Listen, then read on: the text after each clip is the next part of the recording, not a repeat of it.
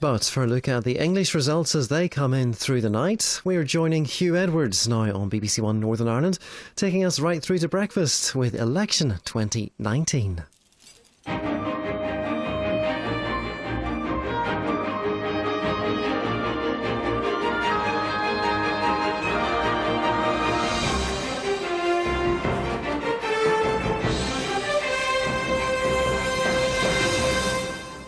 Be what we'd expect from there. Just accepting there that the public is largely anti-Brexit because you're making such a mess of it. No, what I'm saying is that what we know from the referendum result is half the country voted to remain, and that should be the target that you're dipping into. We still don't really know, and I know I took this up with Barry when we did the Brexit debate a number of months ago before Christmas, that really the British people still don't really know where the Labour Party sits on Brexit. We're getting contradictory messages. I think that's probably being reflected in some of the results that we're getting in traditionally Brexit voting, Sunderland, for example. And so, Brexit is an issue. But as we've still heard, there are local issues that are coming up about cleaning contracts and bin collections and that kind of stuff. And you can't really disaggregate the two. But that's very interesting what you just suggested to Jo Swinson, that somehow if you are going to lose seats because of your handling of Brexit, that's somehow evidence that people don't want it. Now, that's rather a different thing to people being frustrated with your handling of it. And might that give you pause to think again about whether or not you should consider another referendum? No, what I was saying is that if 48% of the British people voted to remain, and the Lib Dems are the explicitly Remain party at this election, they should be aiming for 100 seats, 500-600 seats. I don't know. But I mean, by that rationale, if, as you said, and where I do agree with you, is that Labour's position is, is clear as mud on this because they seem to be trying to be everything to everyone. But that would mean that 52% of the population would all be voting Conservative in these elections, and you'd be doing very well. So. Well, no. The point is that there are going to be people who wanted to vote for Brexit that are frustrated with the fact that it's not been delivered. I squarely. I'm just leaning back and letting them fight it out. Don't worry, because I'm coming to you next. I'm coming to you next.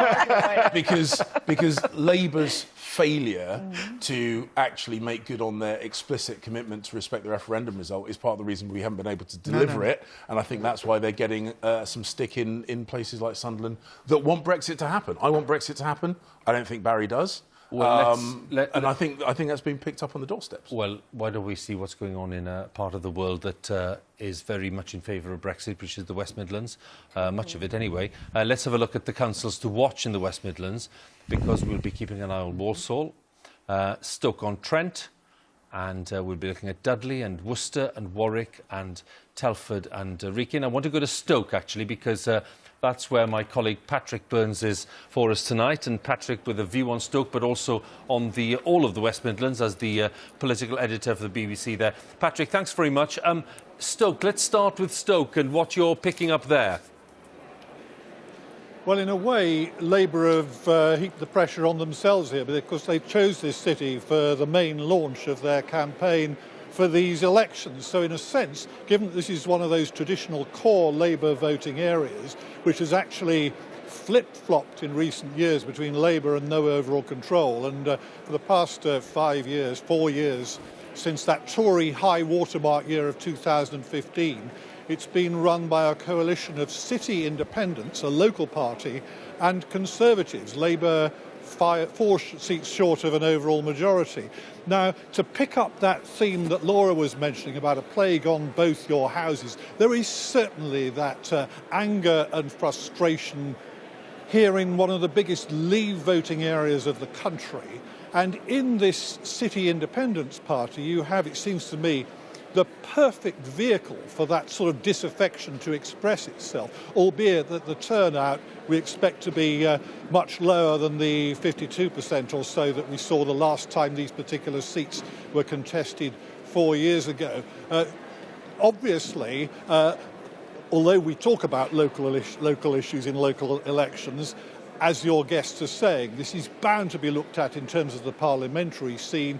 Stoke South switched from Labour to the Conservatives at the last general election in 2017, so there'll be an awful lot of interest to see how that sorts itself out in this election, albeit the turnout, unofficially I'm hearing, in the area of 20-25% here in Stoke. There's another seat rather like that one, rather like Stoke South, in Walsall North, just down the M6 in the Black Country, which again went from Labour to the Conservatives. Again, voters probably thinking at that time that the Conservatives were a better bet to deliver that. But as I say, anger and frustration, very definitely the mood, as we're hearing from other parts of the country as well here.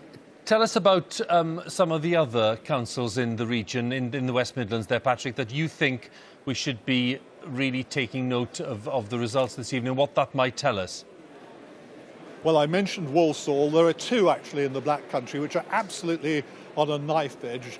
Walsall at the moment is run by the Conservatives, but only on the casting vote of the mayor.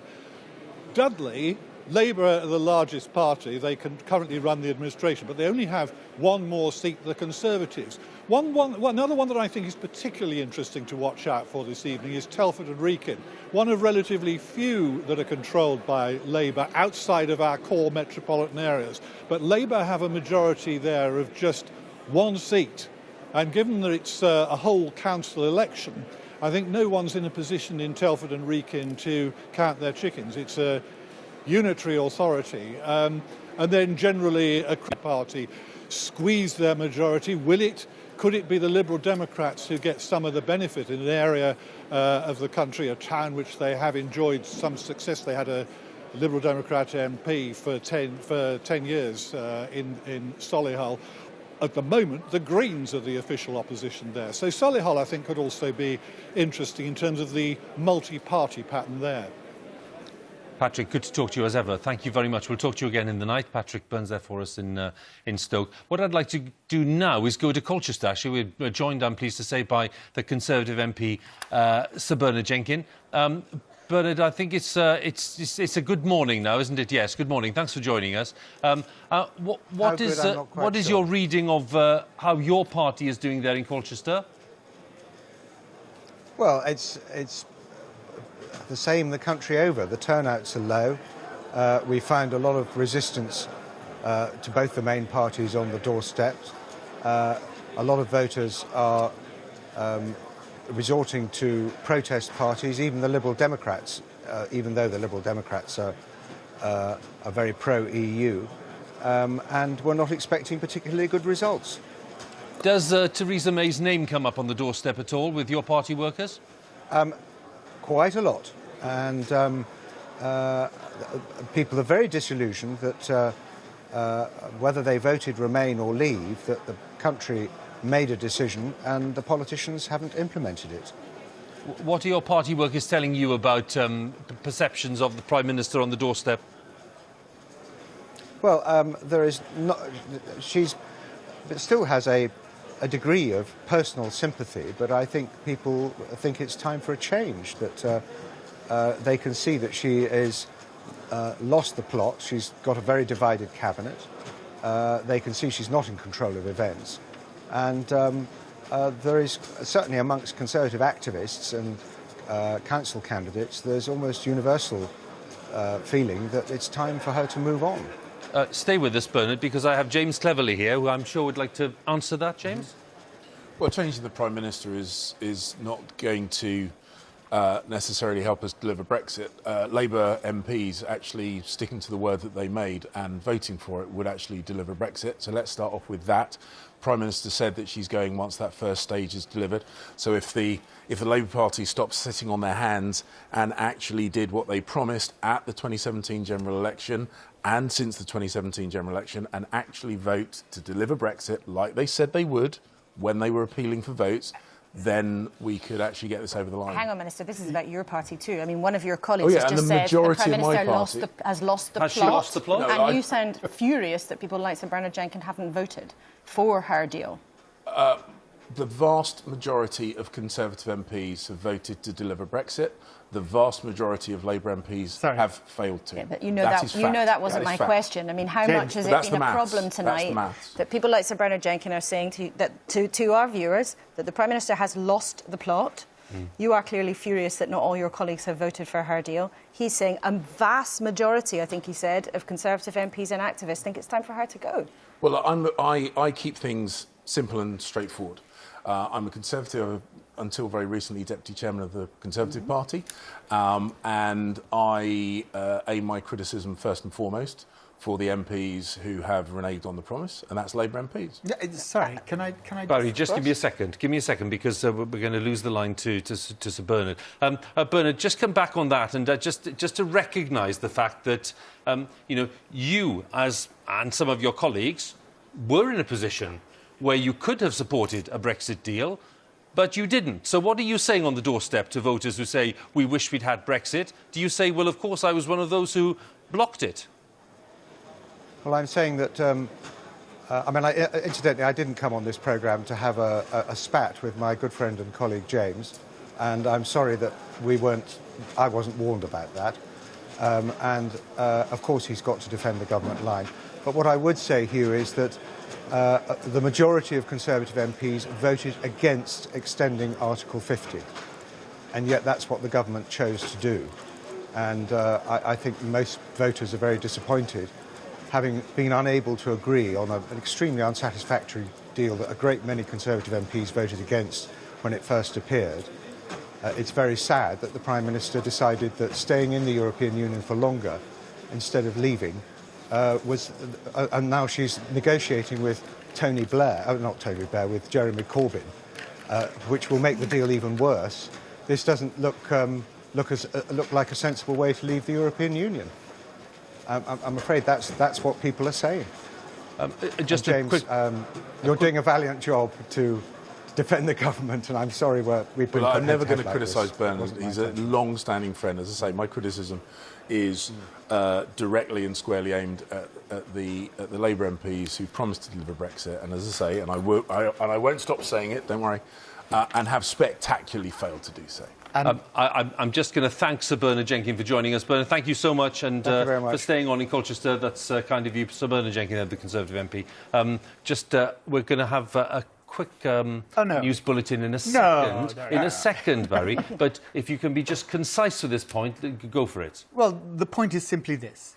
James is totally confusing delivering Brexit with delivering the deal that has been criticised not only by most of the Conservative Party, but by every party across Parliament. Not true. Not true.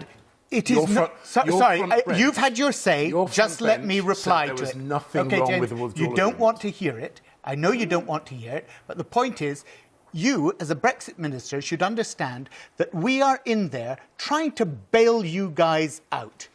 We are now trying to negotiate with you because your Prime Minister, who's lost control of her party, who's lost any chance of getting her deal through Parliament, has had to come to us and say, please, I now need to listen to the ideas that you've been putting forward about how we can actually get a compromise that will work for most people in this country and will get through our Parliament. And that's the truth of it.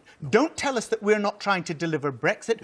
That was our manifesto commitment, and we're trying to do it. But we're trying to do it in line with our manifesto, and our manifesto was very clear. We wouldn't have the sort of bad Brexit that you lot managed to negotiate, and we certainly wouldn't have a no deal. And that's why we've kept that position, and we're trying to go in there to get a compromise. So Joe's on one side of the argument, way over on the Remain. You're on the other side. Bernard's right on the extreme on the other side, because he would very happily go out with no deal, as he's just told you. But the point is, you can't get your deal through. We are trying to get a compromise that will bring the British people back together, because the lesson that John Curtis was telling us about is this country has been divided because of the stupidity of your previous Prime Minister in having this whole thing in the... Labour said they had nothing... But Labour said there was nothing wrong with the withdrawal agreement element. They had concerns about the political declaration. They said there was nothing wrong with the withdrawal agreement. We took the political declaration out. And your Prime Minister said that they were inextricably linked, and you know it. We took the political declaration out. We presented the withdrawal agreement, which the Labour front bench said they had no problem with. They didn't vote for it. They have been absolutely explicit. The Labour front bench have been explicit, clear and honest. They don't want to deliver Brexit.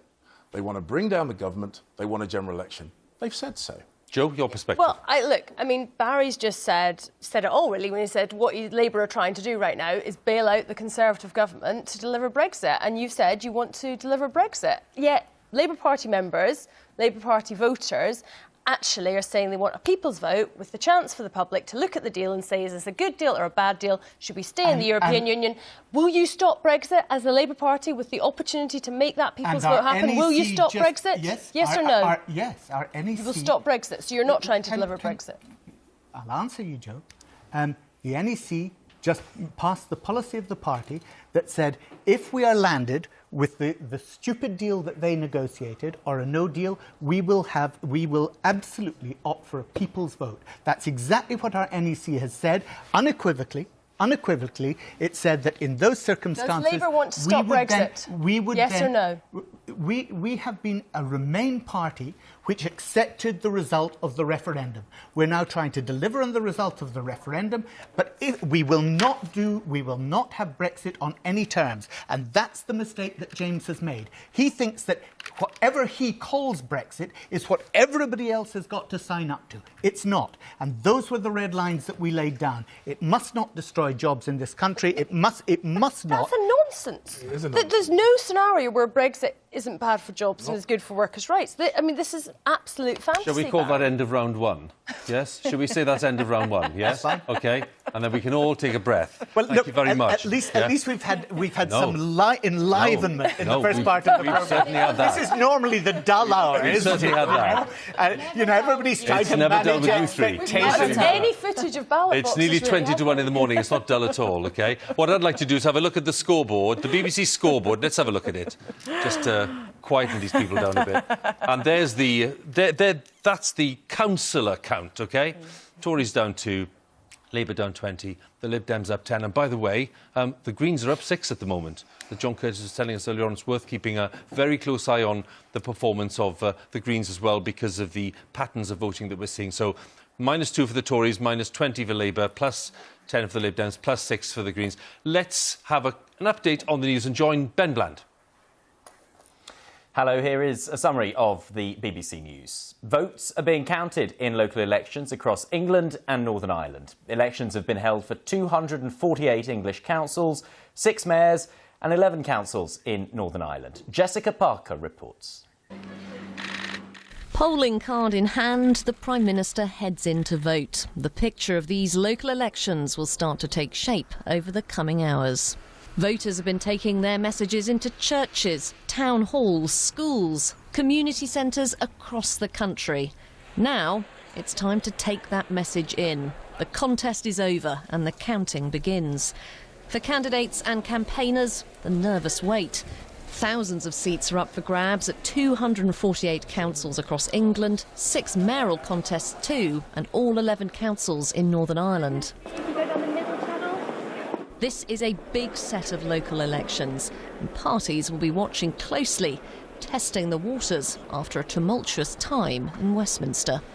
But local elections, of course, are about picking the people who'll run local services, set your council tax and decide how to spend it. Early results are trickling in, delivering the verdict, one ballot box after another. They were certainly eager to get going in Swindon. It's democracy in energetic action. And energy's what's needed. It's a long night ahead. Jessica Parker, BBC News. The Prime Minister says the case is closed after the Defence Secretary Gavin Williamson was dramatically sacked on Wednesday. It was over leaked details from a National Security Council meeting. But on Thursday, opposition parties insisted that there should be a police investigation into whether the Official Secrets Act was breached. Gavin Williamson continues to deny telling the Daily Telegraph about discussions over whether the Chinese firm Huawei should help to build the UK's 5G mobile network. The Prime Minister has said that she now considers that this matter has been closed and the Cabinet Secretary does not consider it necessary to refer it to the police, but we would of course cooperate fully should the police themselves consider that an investigation were necessary. The Prime Minister has sacked the Secretary of State for Defence because she believes there is compelling evidence that he has committed a crime. But despite that, she does not believe he should face a criminal investigation. Where is the justice in that? The Canadian aerospace firm Bombardier has announced it will sell off its plants in Belfast as part of a worldwide restructuring programme.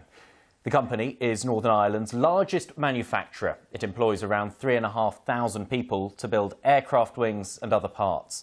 Bombardier says it's committed to finding the right buyer. Unions insist that the government should step in if one can't be found.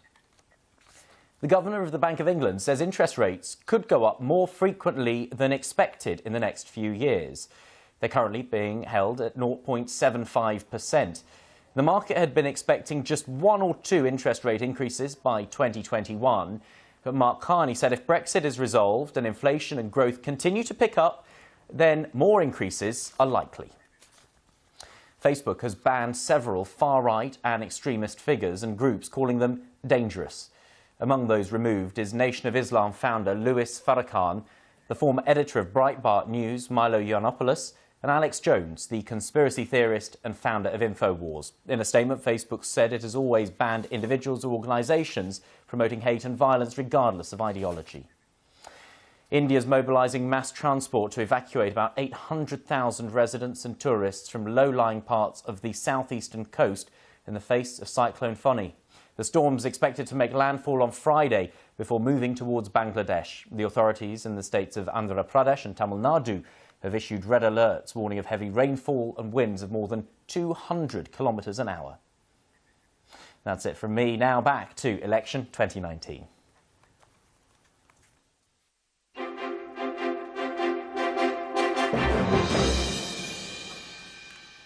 Welcome back to the BBC's Election Centre. 18 councils declared. No one's changed hands yet. We've got more than 200 to come and some 300 councillors elected so far. But we have more than 8,000 to go, so still early stages. But we're getting tidbits, little whispers and little hints from various parts of the country. So, Laura, what are you listening to? Well, just from contacts from different parts of the country, a couple of very positive signs potentially for Lib Dems in St Albans, where they think they might do very well, maybe even take out the council leader. That's the kind of part of the country where parties have to be able to punch through. That kind of really sort of bellwether area in the southeast, obviously a commuter town into London. Lib Dems also looking good in North Norfolk, I'm told. Interestingly, Barnsley and Wirral, 2 councils which Labour isn't likely to lose, but actually seem to be having a difficult night. And the council leader in Barnsley himself has told our political editor, our colleague up there, that it's looking very difficult there for them. Why? Brexit. Mm-hmm. Interesting, because there's an extra note there on Wirral, which we were being told earlier, Labour having lost 3 seats there, which is enough for the council to go into no overall control, and that Brexit factor there again. Just on the Lib Dems in St Albans and North Norfolk, Joe, does that tally with what you're being told? Absolutely. And I mean, St Albans is I was there in the campaign just a few weeks ago. We've got a great team there led by Daisy Cooper, who has got a great chance of being the next MP for the seat. And, you know, the team there was just so positive, upbeat. And of course, I mean, North Norfolk, you know, the area where my colleague Norman Lamb is the Member of Parliament, an area actually quite different in terms of its profile, in terms of Remain Leave. So I think what we're seeing is that for all the Brexit discussion that, you know, we've had in a quite heated way just now, actually, as Lib Dems, we're making gains and being able to punch through in both Remain areas and also in Leave areas as well. So that message is resonating. It's obviously about Brexit, absolutely, we're the party that wants to stop Brexit, but it's also about what our local community champions are doing on the ground and other issues as well. You mentioned Leave areas. Hartlepool, of course, is one of those. As we understand it, Labour have lost control there in Hartlepool. Rita, do you have some figures for us? Absolutely, Hugh. We think that this is the first change of control of council of the night. Labour losing Hartlepool, a council that they've been in control of since 2010. And you can see the results here. Independent councillors on 16, Labour on 13, the Conservatives 3, UKIP 1. Now, independents have been quite strong here for some time. There have been different groups of independent councillors, and they are in the majority here. Let me show you the seat change as well. Now look at that. Labour losing 5 seats, and those have been divided up between 4 independent councillors and 1 UKIP. So a Labour loss there, and that's going to hurt them. I had Hartlepool down as no overall control, actually, because we controlled 16 seats. The Conservatives had 3, and the Independents and others had 14 between them. So I had it down as no overall control. So I don't think that's accurate. Well, our understanding is that it was a Labour majority of 3. Yeah. Previously. Well, that's not my understanding. You should be winning those, Barry. OK, we'll settle. There were resignations there. The dispute We'll and settle. then We'll settle clarify it. But according to the figures we had, it was a narrow Labour majority of 3 from last time. Not your figures? No, as I say, my figures are that we had 16 Labour, there were 3 Conservatives, there were 3 others, and there were 11 independents. That made it a no overall control. OK. Even though Labour was the largest party, it was no overall control. We'll clarify it. We'll certainly clarify it. But I have to say that the figures for us there were quite clear. Maybe we're basing them on 2 different things, Barry, in terms of maybe what precisely happened in the last election. If there have been any movements within that council since then, for example, I think that Labour could be lost the majority because of resignations. I think we're missing the. I mean, we're dancing around on the head of the pin. The bottom line is Hartlepool. We're 9 years into government. Labour should be mopping these up comfortably, and they're not. Is that fair? Look, I certainly would like to be actually swinging it the other way from what I thought was an overall control to Labour. Of course I would. But these are precisely the areas of the country, the ones that you've quoted, in which I think Brexit is playing out. And, you know, that's where we are. It's the national that's overlaying in the local. But with the government in such chaos much of the time, should it not be that the main opposition at Westminster is scooping up people's frustration, is looking like a good and credible option, and our very early results are suggesting actually that's Laura, just not the case. You make a fair point. Let me try and give what I think is an honest answer to it. And that is that Labour's message is actually trying to appeal to both sides, and in that sense it's complex on Brexit. Okay? So it's not the Conservative message is Brexit in different ways. The Liberal Democrats' message is Remain in different ways. Ours is trying to say we want a Brexit, but if we can't get that, then Barry, we want a second referendum. Hold it for a second. It's a complex message. Hold it for a second. Get that across. I just want to look at the scoreboard of councillors so that we know exactly where we stand.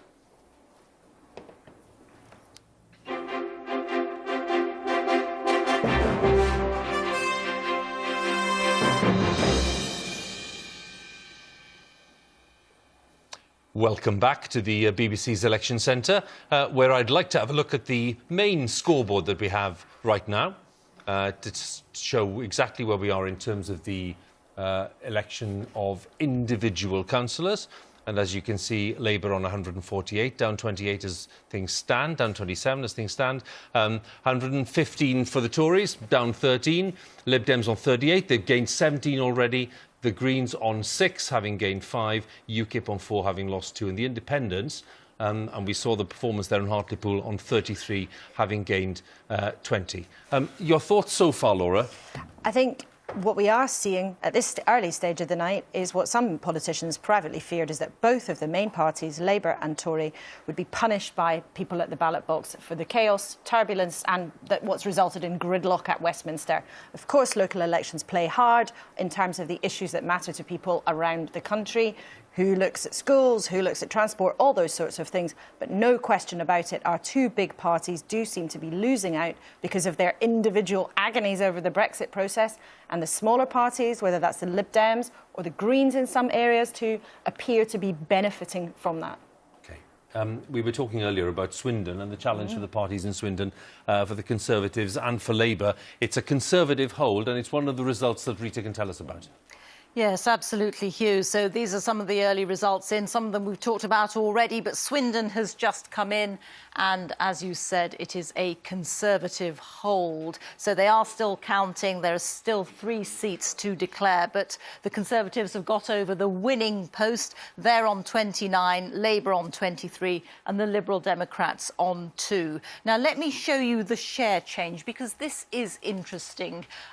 This council very strongly fought over by Labour and Conservative. Now, although this is a Conservative hold, their vote share has gone down by 2% and Labour's has gone up by 6%.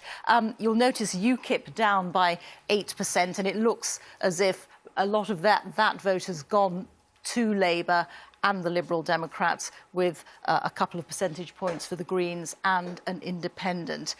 One more that I want to show you. They are still counting here in Wirral.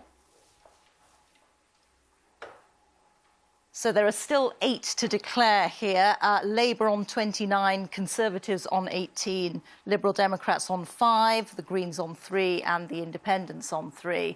Now, although they are still counting here, what is very interesting, again, is the share change. Now, look at that. At the moment, Labour down by 14%. The Greens up by 12%. So something very interesting happening in this council, suggesting perhaps, even though at this early stage, suggesting perhaps that in areas where Labour is strong, their vote share is going down. Rita, thanks very much. Barry? Yeah, there's the local issue in the world that I'm aware of, which is that the council has been building on Greenbelt. And so that actually, I think, is reflected in the fact that our vote has gone down there and lost to the Greens because of the protection of the green belt. And it's been a very contentious issue locally, so I think we're looking at local factors. I mean, that's a big green surge there, Laura, isn't it? And it ties in with the other green pluses, the other green gains that we were looking at earlier. Well, it certainly is, and that may be one of the emerging themes that feels very strong by the morning, that people are going elsewhere. They're looking at Labour in Labour areas, and they're looking at Tories in Tory traditional areas, and they're thinking, you know what, I'm just going to do something else this time round. Just a very quick word, though, on Swindon. With that result now confirmed that the Tories have managed to hold Swindon Council, that is, and I can't say this enough, that's exactly the kind of area where Labour would have wanted to and should be making progress if they are to appear that they're on the march, that they've got, no pun intended, momentum behind them on the way to Downing Street eventually, as and when we are in a general election. Of course, we're not in a general election, but those are the kinds of areas of the country that party members, activists and campaigners traditionally look to. And if you think of the Honda decision, huge loss of employment in that town, which will affect thousands of people, many, many families, for the Conservative Council not to be punished for that, so something quite notable, I think. Why would that be, Barry? What is your reading of that? I don't have a reading, is the honest answer. I don't, as I said to you earlier, I've been to Swindon recently, spoken to the enterprise down there, and you know, it's an area where, as Laura says, we would have hoped, you know, maybe not necessarily expected, but hoped to have done better. Sad that we haven't. You've held on to Exeter and Harlow. I'm just noting that as they're coming through. By the way, we were discussing Hartlepool. Can I just clarify this, because it's important. So, based on the figures given to us by the local council and by the Press Association, we had Hartlepool down as a very small Labour majority. That's okay. Yeah, and I take what you say. In fact, the information I have is that because of resignations by Labour councillors, it had actually been, so that may have been what was the case previously and at the last election, but because of the resignations, I believe it had gone to an overall control, and therefore... I think that information was more recent, but anyway, that's the cause of the confusion. Yes? Sure, yeah, indeed. Some thoughts on what would you read into Swindon? Because Swindon is an area that clearly, as we all recognise, is in Westminster terms, has been a bit of a bellwether area. It's significant in terms of what it tells us about the balance of power between Conservatives and Labour in that part of England. What do you read into it? Well, I didn't get to visit Swindon this year for these campaigns, but I have campaigned down there previously when I was deputy chairman, and I know that the local MPs work very, very closely with their local councillors. They work very, very hard. They're very, very engaged with their local community, and this is going to sound boring, but they campaign relentlessly on local issues. It is bins and parks and council tax and that kind of stuff. And I think they've been rewarded for good old-fashioned grassroots graft. And I'm really glad that they are, because they're a really good team down there. And I think that's been a big part of it. I can't, you know, as I say, as you've been saying, this is a traditional bellwether area. It's one that we were very worried about, having recently and only recently taken over all control. We were worried about it. And it's the kind of place where we, hand on heart, were expecting the Labour Party, because of potentially national issues and being 9 years in government, is the kind of place where we would expect them to pick up a number of council seats, and they haven't. So we're very pleased with that. Less good news for you, James, is that you've lost control of Basildon. It's gone to no overall control. Was that something you expected? Well, as I say, what we were expecting is the figures that were kicking around. Rawlings, Thrasher and Lord Hayward were saying we were likely to lose somewhere in the region of 1,000 councillors. On those numbers, unfortunately, that was the kind of place. I've been campaigning there. We knew it was very, very tight, and that is obviously a disappointment. Yeah. Let's have a look at the figures. Rita, do you have some figures on Basildon for us? Yes, absolutely. They've just come in. So let me take you back to the previous graph, actually. So this shows you the composition now. So this is a Conservative loss. We've just found this. They've still got one to declare. It was Conservative, and before that it was a hung council. So Conservatives on 20, Labour 15, Independents on 5, and 1 UKIP councillor there. Now, what I was looking at before was in fact the seat change, and you can see the Conservatives lost 2, Labour have gained 2, Independents have gained 2, and UKIP down 2. So that is Basildon, a Conservative loss, and it's now gone into no overall control. What I'd like to do, Rita, thanks very much, and we'll have another chat about Basildon in a second.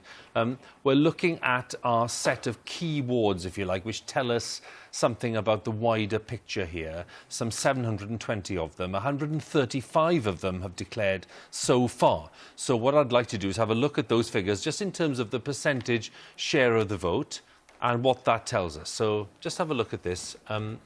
Labour on the key wards, this is just these key wards I'm talking about, 720 of them. So 136 of them in, this is by no means complete. Labour down 7% as we speak. Tories down 1% as we speak. The Lib Dems look up 7%. UKIP down 5% and the Greens up 4%. So the big gainers clearly right now are the Lib Dems and the Greens. So based on those figures, I'd like to bring John Curtis back in.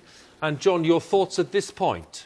Well, first thing to explain, what we've simply done there with these figures is to add up the total number of votes that each party's got in the wards insofar where we're collecting the detailed results, and compared them with 2015, irrespective, for example, of whether the UKIP have or have not fought the ward again or not. So, first of all, that decline in the UKIP vote is somewhat misleading. Yes, it's probably going to be true that in the wards that UKIP fought this year and fought in 2015, the UKIP vote's going to be down a bit, but it's certainly going to be up on what it was in 2016 or 2018. And the truth is that by the standards of the more recent local elections, UKIP are doing rather well where they stood. But of course, they're only 41 of 6 seats. Liberal Democrats certainly, well, remember, they're defending a very poor baseline in 2015.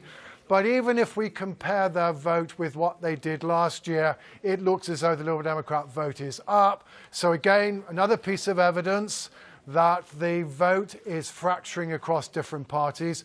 And then I think perhaps the most remarkable set of statistics so far, the Greens. Just there in those simple raw figures, the Green vote up. If we actually look at the wards where the Greens have actually been fighting, again, their vote is clearly well up. Conversely, both Conservative and Labour certainly losing ground as compared with last year. But what you will have noticed is that so far the Labour vote is down more than is the Conservative vote, even though we are comparing it with the 2015 result, when Labour were already well behind the Conservatives. And so far, at least, this is the one really remarkable surprise of the night, that the Labour Party are apparently doing very badly. Now, it may be that it's going to be part of a wider piece, because the other thing I can tell you is this, Hugh, is that it looks as though that both Labour and the Conservatives are performing relatively poorly in those wards where they were trying to defend the seat. So what we may be discovering at the end of the day, it's not so much a battle between Labour and Conservative, but a battle between incumbents and insurgents, and a battle where incumbents, whether they be Conservative or Labour, have been struggling to hang on to their share of the vote. John, many thanks again. John Curtis there with the latest thoughts for us, and those key wards as well. Laura, some whispers? Just some whispers that rather match with what Sir John was saying there. The Tories, I'm told, have taken a couple of seats from Labour in Bolton.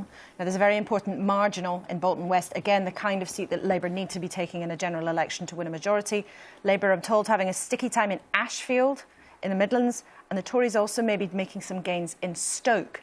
Of course, Labour seats there, but very strong Leave areas. And just also to underline these kinds of gains we're seeing from the Greens and potentially also from the Lib Dems. Also in some areas, not just strong Remain areas, because you might have thought, oh, well, all the unhappiness about Brexit in Remain areas, natural that people might go to the Greens and the Lib Dems, who both want another referendum. But it doesn't seem to be a uniform pattern. It seems to be happening in lots of different pockets. Very interesting. Indeed, I've just got a little bit of intelligence. Apparently, it looks like Jacob Rees-Mogg is now going to have a Liberal Democrat councillor, with the leader of Bath and North East Somerset Council likely to lose to the Liberal Democrat challenger Dave Wood. So, miss me. Yeah, not just in Remain areas. Can we talk about Tandridge in Surrey? Because my understanding is that the Conservatives have lost control of Tandridge in Surrey. It's still counting, but that's where we are at the moment. Short by 7, they're on 15. The Lib Dems on 9, the Independents on 8. And if we just turn that into the gains and losses, there you see the picture. The Tories down 5, Lib Dems up 1, and the Independents up 4. That's quite interesting, isn't it? Let's go to the count and talk to Leanne Lawless, who's our correspondent there. Leanne, tell us what's going on. What's your understanding? Yes, well, of course, Tandridge has always been traditionally a Conservative stronghold. They have held a majority here since the year 2000, but last year that dramatically and drastically changed when they lost 8 of their seats, leaving them with an overall majority of just 1 seat. And we know tonight that the Conservatives have already lost 5 of their seats, the Lib Dems gaining 1 of those seats and the rest going to the Independents. And there is very much a sense from the council leader, Martin Fisher, who I spoke to earlier, that there's going to be a lot more losses to come, and it's not going to be a good night for the Conservatives at all. Now, last year, those losses were put down very much to a housing plan, a local housing plan, where residents were concerned that thousands of homes were being built on green belt land. But of course, now this year, Brexit is coming into play, with the Conservatives saying that they fear that could also contribute to some of the losses. We know that the local residents, 52% of them voted to leave the EU, compared to 47% that voted to remain, so perhaps that is coming into play here. We have got a few hours left. It's expected to declare here at around 2:30 in the morning, so it is still early days, and we won't yet, of course, know until 2:30 whether the Conservatives have actually suffered their first defeat here in nearly 2 decades. Very interesting, Leanne. Thanks very much again for the update there on Tandridge. Leanne Lawless, our reporter there. Let's have a look at one of the other significant results that we need to just take stock on, and that is, I think, Wirral, isn't it, Rita? Let's talk through the figures at Wirral and what's happened there. We've just had that. So that has now gone into no overall control. It was Labour, and Labour have lost the council, and it has now become a hung council. You can see they're still counting. There are 2 to declare, but Labour have failed to retain control of this council. These are the bald figures. Labour on 30 seats, the Conservatives 22, Liberal Democrats on 6, and Green and Independent 3 apiece. The seat change here is really interesting. So Labour down 4, the Conservatives and Liberal Democrats getting 1 apiece, 2 to the Greens. And let's take a look at the share change. painful for Labour, minus 14% there, and the Greens up by 12%. That's a really, really interesting result there. I just want to show you one more result, Hugh. Brentwood in Essex, which is a Conservative hold. Conservatives have held Brentwood with a majority of 3. You can see the seat divisions there. But if I show you the seat change, look at that. The Conservatives have actually lost 5 seats and the Liberal Democrats have gained 4 seats. And this is even starker. Isn't that interesting? The share change there, Conservatives 42%. And, sorry, I think I've got the wrong graph there. There we go. Conservatives down 8%, Lib Dems up 22%. Rita, thanks very much. And interesting there when you went through the Wirral figures to see that UKIP were down by 7%, because, of course, in other parts of the country, it's notable that the UKIP performance has been stronger than that, and there are certainly pockets of support. What I'd like to do is bring in Mike Hookham from UKIP. I think, Mike, you're in Grimsby, yes? Thanks very much for joining us, and good morning. Tell us what's going on there. Good morning. Well, we're doing very, very well. I mean, our vote share is up. We've got people here that were standing just as paper candidates, but they're taking a lot of votes, and I think they're taking those votes away from the Labour Party and from the Tories. What do you make of the performance generally, Mike, in the sense that, you know, you're fielding so many fewer candidates as a party across England in these elections? So what are the challenges there? Well, yeah, as you said, you know, we've got 1,400, I think 20 candidates, but that's treble what we fielded last year. I mean, our vote share is going up. We can see that. We've taken 3 seats in Sunderland. I think there's 2 seats, extra seats in Derby, and we're seeing our percentage across the country going up. I think what we are seeing is that we're back again, and you know, we're happy. I'm quite happy with our results. Despite the fact that, as you know, I think you'd agree, the perceptions of the party in the last few years have been ones of turmoil and chaos, really, not just among the leadership, but among the membership as well. Yes, it has been. We've had 2 years of turmoil. We're now back on the rise again. Our membership's up. We're financially back in the black. And we are now back on the field, fielding candidates for local elections. We'll field them for Westminster election. And, of course, we've got the 23rd. We've got European elections, which we didn't think we'd have to stand candidates. But here we are again, standing European candidates. We will stand that, and I believe we'll do very, very well. It's got to be... I mean, it's a bit of a challenge, Mike, isn't it? Given that so many of the people who've been elected UKIP councillors in the past have ended up leaving the party and have ended up, you know, not fulfilling the promises that they made initially in party terms. So how confident are you that the people elected today will have a rather better track record? There's a bit of... Sorry, I missed a bit of that. There's some cheering going on behind me, so I missed a bit of what you were saying. I'm saying that because so many of your former councillors have ended up abandoning the party and going elsewhere, how confident can you be that the ones elected today will be, you know, any better? Because I think some of those candidates that's left us did so because of some of the poor leadership that we had. We've got a very good leadership team, which I'm one of those in the leadership team. And we are now, as I say, the membership is rising because of Brexit, because of this poor deal that Theresa May is trying to get through. They're seeing now that we are a party that is that's electable, and we are on the rise, and we're doing very well now, and we will do very well in the future. I read in one place, Mike, a comment from one of your former colleagues that you were about to be steamrolled by Nigel Farage and his new party. What are your thoughts on that? Well, where is Nigel? He's not here tonight. I don't think he's standing any candidates tonight. This is a party that has no policies. It's got no NEC. It's got no structure whatsoever. It's a leader who dictates to everybody. And as I said, where are they tonight in local elections that matter to a lot of people around the country, what happens in their wards, in their streets, in their towns and cities? Where is Nigel Farage and this party? Well, you'll find them at the European elections, won't you? If if that's the case, you'll get the challenge at that point. Well, bring it on. I'm up for the challenge. As I say, I didn't believe I would be standing again as an MEP. We are 100% committed to getting Brexit, to leaving the European Union. Theresa May promised 108 times that we would leave the European Union. We are not doing that.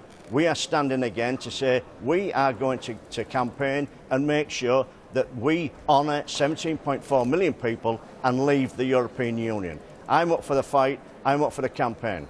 When you were campaigning in these local elections, were people talking to you honestly about Brexit, or were they talking to you about local issues? Well, a lot of people was talking about Brexit and was talking about the betrayal of the establishment parties. But yes, it is a local election, it's local issues, and it always will be, and that's what it should be. A councillor should represent the constituents on local issues, and that's what we've been talking about. We have a party that's got local policies, and I think they're winning through, and people are seeing that we are a genuine, honest party that represent the working man and woman of this country. Mike, good of you to join us. Thanks very much. Mike Hookham there for UKIP in Grimsby. What I'd like to do now is cross over to Sunderland, where, of course, Labour are in control, but they lost 12 seats there, and their leader is Graham Miller. Graham, good morning. Thanks for joining us. What happened to you in Sunderland? I know you're still in control there, but what happened with the loss of seats? We lost 10 seats, and my view on it is very, very simple.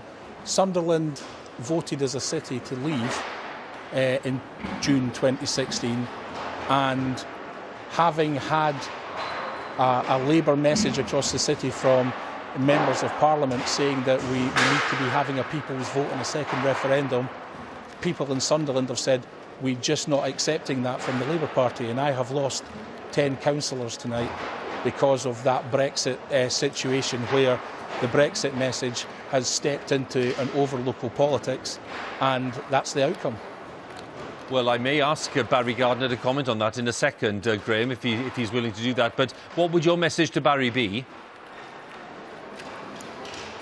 My message to Barry would be that at the end of the day, we have to be very, very careful about what we're saying with regards to Brexit when we have large Leave constituencies and we have that message going directly to the people that we believe that we want a people's referendum, we want a people's vote. When the people have said no, we want to leave. We made that quite clear by 63% to 37% in 2016. And if you don't enact that democracy, we will not vote for you. And I think we've seen a massive protest vote on that issue tonight. And it's always local councillors that pay for it, because it tends to be, it happens in local elections, and hopefully the party will learn from it, and we will not make this mistake again. But just to be clear, Graham, you're saying no referendum, no other referendum, no people's vote, as it's called, under any circumstances. That's what you're saying?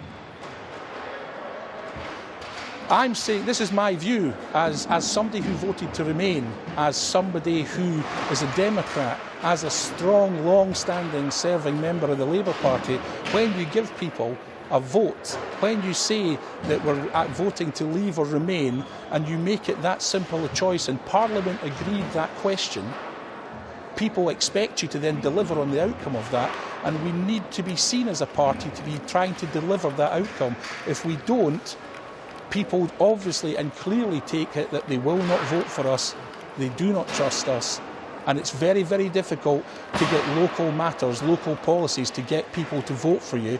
And the Labour Party is all about local issues and dealing with local matters and helping people.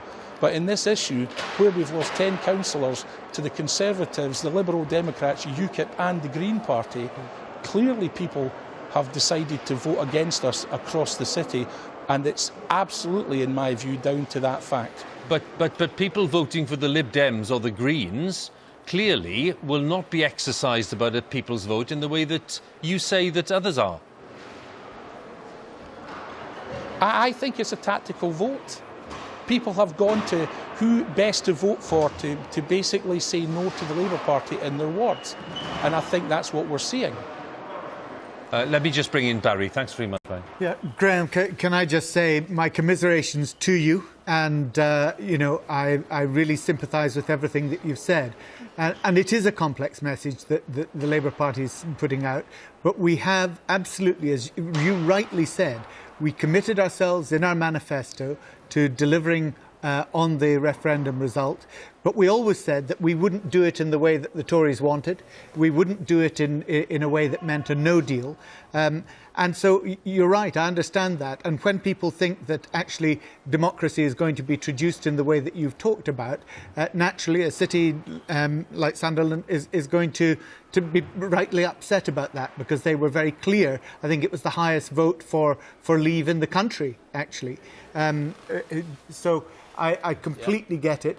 And I know, as you do, that the chances of people who have been voting Labour all their lives but who are disaffected then voting for the Tories in that situation in Sunderland, it is highly unlikely. So I completely understand your reading of it, that these are protest votes. There's an element of cyclical voting there. We've lost councillors to the Conservatives because those wards, some of those wards, migrate from the Labour Party to the Conservative Party and back again. Yes, you have an element of that in there. I'm not arguing that. But when you lose so many councillors, and all I've picked up for 6 weeks on the door is that we basically Labour members saying they cannot and will not vote for us because they are not seeing that their vote to leave is being supported by the Labour Party. That is something that we need to be aware of, and we need to absolutely think very carefully about what we do next. And it gives me, as leader of the council with the group, a task now to work out what we do going forward, because we have to continue delivering services, which is what we do, and that is what the Labour Party is all about, and we're very good at it. But we cannot ignore this message. It hasn't come from out left of centre. This is clear across every ward in all 3 CLPs in the city, that people have been very unhappy with that position. And as leader of the council, I've got to say this, because I am here to represent the people of the city, that we need to be seen to be Democrats here. We need to be seen to be supporting what the people voted for. Totally respect that, and my commiserations to you and the councillors that have lost, and pass on our best wishes. But the point is, Barry, he's basically calling for a change of policy, isn't he? That's what he's calling for. Thank you very much, Barry. I think what he's calling for is absolute clarity, which is absolutely right. And that, Graham, all I would say to you is that's why we are at the moment, with the government, trying to negotiate the sort of Brexit that actually Labour members would recognise is going to protect those jobs in Sunderland, protect those just-in-time supply chains that particularly you depend on for jobs up there. And that's why we're doing that, because we want, if we're going to leave, and we've said, like you, I was Remain, but we said we accepted the result, but we must do it in a way that protects people's jobs and their livelihoods, and that's what we're trying to do. Mr Miller, thanks very much for joining us, and it's good to have you talking to us today. Graham Miller, the leader of Sunderland Council. Well, that was a clear message. It certainly was. And Barry Gardiner, I wonder, when you're saying you respect him and passing on commiserations, but he's clearly asking you to do something different. Yeah. He said, people will not vote for us. They will not trust us if we as a party don't make Brexit happen. Now, he's not saying, oh, please see if you can work something out with the Tories that would be better for Labour voters and for families around the country. He's saying, pleading with you to get this done and not to ignore the referendum result. And I know that you're one of the people in the Shadow Cabinet, actually, who is nervous about offering another referendum. You've made that clear yourself on many occasions. So is it time for Labour to be clearer about the fact that your policy, first and foremost, is to try to deliver the referendum result, and then only if that goes wrong somehow, to have another public vote? Laura, you have just articulated exactly what the NEC said our policy is earlier this week. You know that. I'm not quite sure that's the case. I've just quoted to you a Labour council leader saying people will not vote for us and they will not trust us. But you've just perfectly described the situation that you said is that we should make it clear that we're trying to deliver on the referendum result to leave the European Union. We should be clear about that.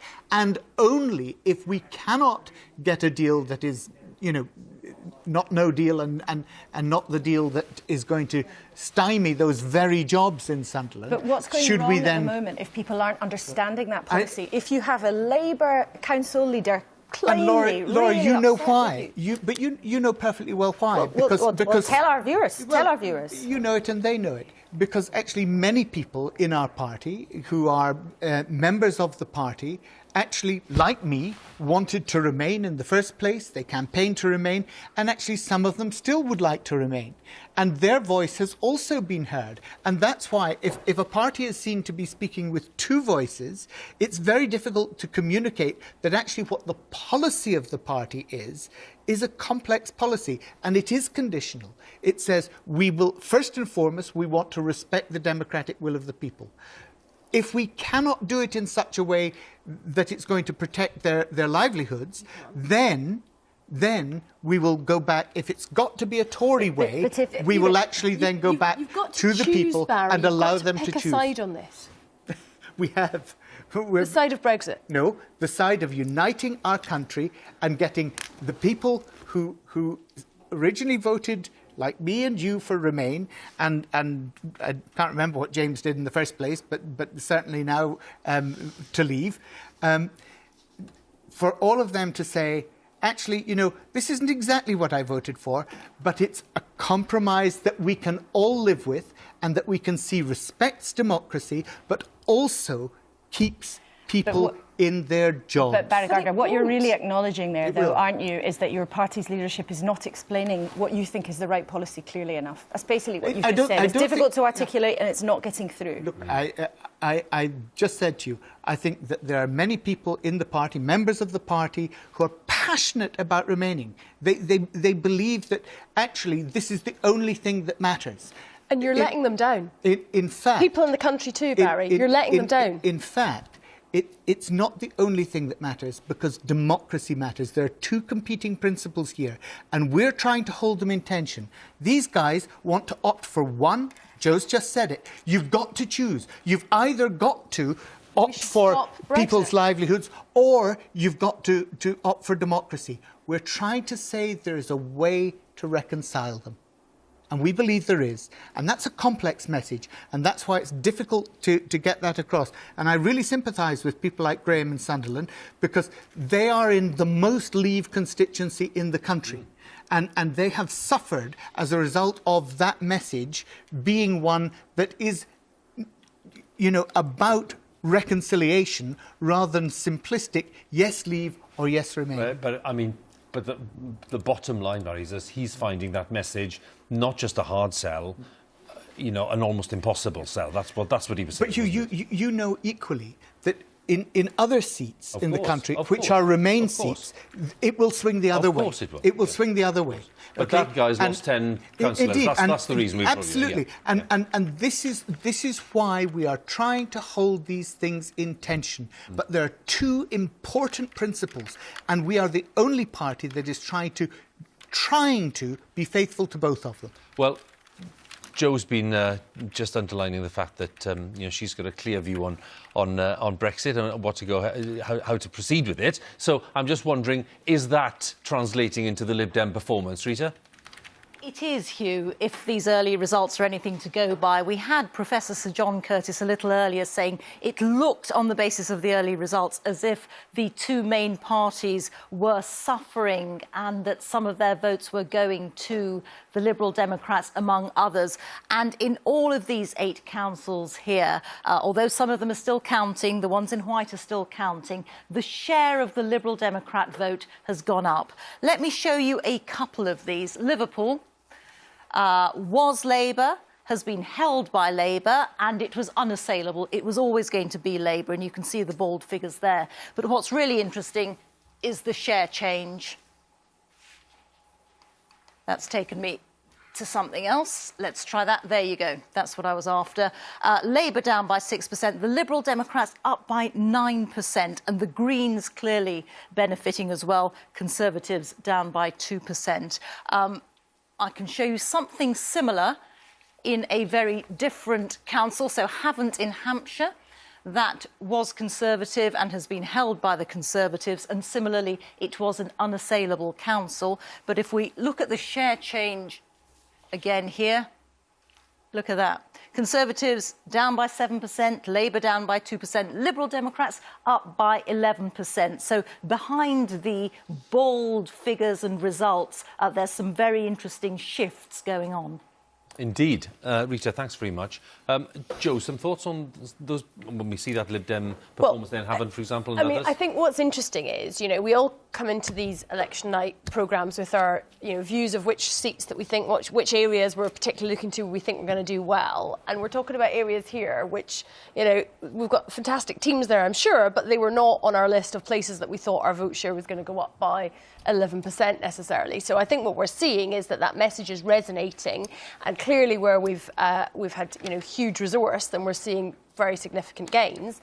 But in places which have not been traditional Lib Dem heartlands necessarily, then we're also seeing the public responding to that clarity of that message, and that we're setting out very, very clearly, voting for Lib Dems, you get local community champions, and also we have this message that a vote for the Lib Dems is a vote to stop Brexit. And with the European elections coming up in 3 weeks' time, then that is a springboard going into that. And your loss of 7% of the vote there, James, tells you what in a place like Havant? Well, it's often the case with councils where we are in control, we're very strongly in control, that there are local issues. I don't know enough about that seat to know whether it's local issues or whether it's national issues. As I say, it's probably a blend of both. And from a very, very low base that the Lib Dems had in 2015, frankly, you would expect big results. As I said earlier tonight, you would expect big results from them as part of the natural, perhaps pendulum effect that you get at local government elections. We're being told in St Albans that you've lost 3 seats so far as Conservatives. Big swings to the Lib Dems. We were mentioning them earlier, so Tories very likely to lose control of that. And just a few other whispers from around the place. Labour feeling quite optimistic in Trafford, apparently, which, as we know, we've been discussing, a key place in the northwest, hoping to make gains in Southampton too, and also expecting the Tories to lose Southend Council, perhaps the council leader losing his seat. One tiny point just might be worth making. Could have a complexion on these results. EU nationals living in the UK can vote in these elections. Maybe that might be having an impact on some of the pro-EU parties. Who knows? You mentioned Trafford. Why don't I go back to talk to Nina Warhurst there, who's in Trafford for us. Nina, what are the signals there?